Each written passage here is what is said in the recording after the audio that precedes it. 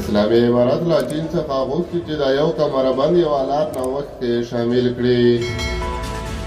سلام ستړي مه شئ، پام وکړئ د امپراتور ټي وي یوټیوب چینل څخه تازه او مهم خبر ته.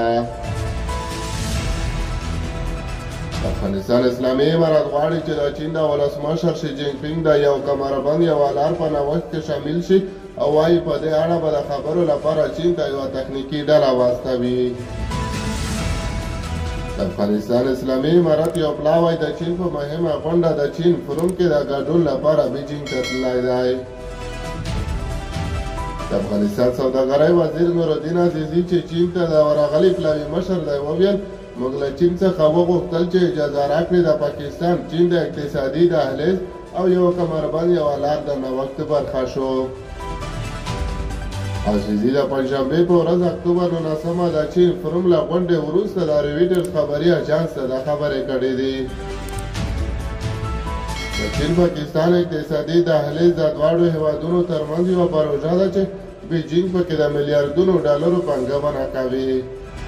د لارې جوړوي، د برېښنا بندونه او دا ډول نور تاسیسات رغوي.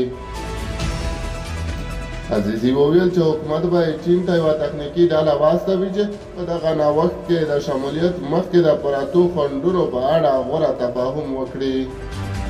وینا ویل چې هغه کوم خنډونه دي چې په دغې پروژې کې د دوی د شمولیت مخه نیولې ده. افغانستان د سوداګرۍ وزیر وویل چې افغانستان په دې برخه کې چین ته وړاندیز کولی شي. عزیزي زیاته کړه چین چې په ټوله نړۍ کې پانګونه کوي باید په افغانستان کې یې هم وکړي.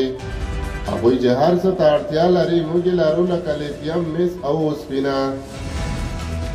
د روان کال د جنورۍ په میاشت کې د پاکستان پخواني صدراعظم عمران خان چین ته تللی او هغه مهال یې په یوې اعلامیې کې ویل شوي و چې دواړه هیوادونه چمتو دي چې د چین پاکستان د اقتصادي دهلیز پروژې په اړه له افغانستان سره خبرې وکړي.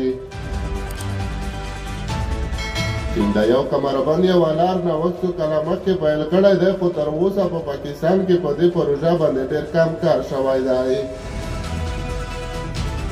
ډیپلوماتیک رسنۍ هم څه موده مخکې راپور ورکړی و چې افغانستان اسلامي امارت له چین او پاکستان سره توافق کړی چې د یوه کمربند او یو الات پروژه له افغانستان سره هم ونښلوي.